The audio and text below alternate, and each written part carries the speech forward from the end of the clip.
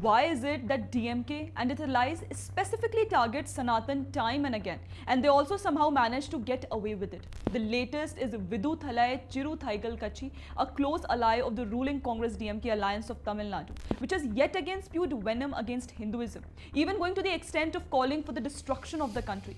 VCK's Member of Parliament from Chidambaram, Thol Thirumavalan, in an anti-India speech delivered a few days back, specifically targeted Hinduism. He said Hinduism never talks about brotherhood and fraternity. Buddhism talks about brotherhood. Islam talks about brotherhood. Jainism talks about brotherhood. Christianity talks about brotherhood.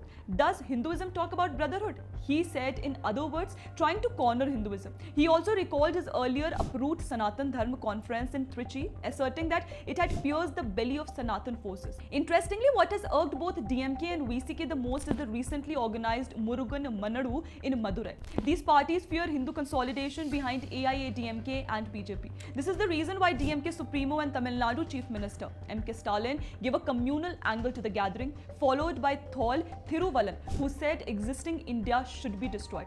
Thol Thirumavalan in particular even tried to distance Lord Murugan, the most revered deity in Tamil Nadu, and something different from overall Hinduism.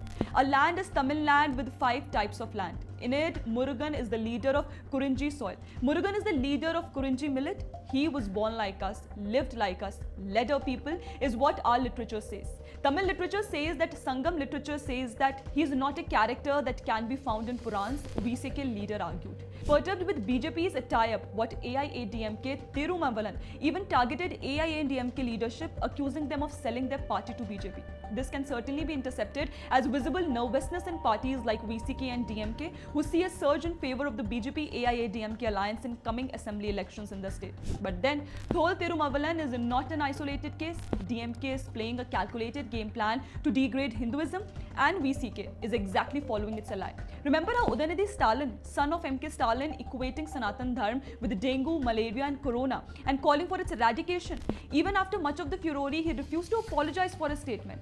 Lok Sabha MP A. Raja in 2023 said that Sanatan Dharma was like the human immunodeficiency virus, that is HIV, that needed to be destroyed. He subsequently also called Sanatan a menace which needs to be eradicated. But then DMK and his stoots can say such derogatory comments about other religions. Why is it that they always find Hinduism a soft target? They target Hinduism and get away with it. In 2024 general elections, BJP along with the lesser known alliance partners got a considerable vote share of 18.27%.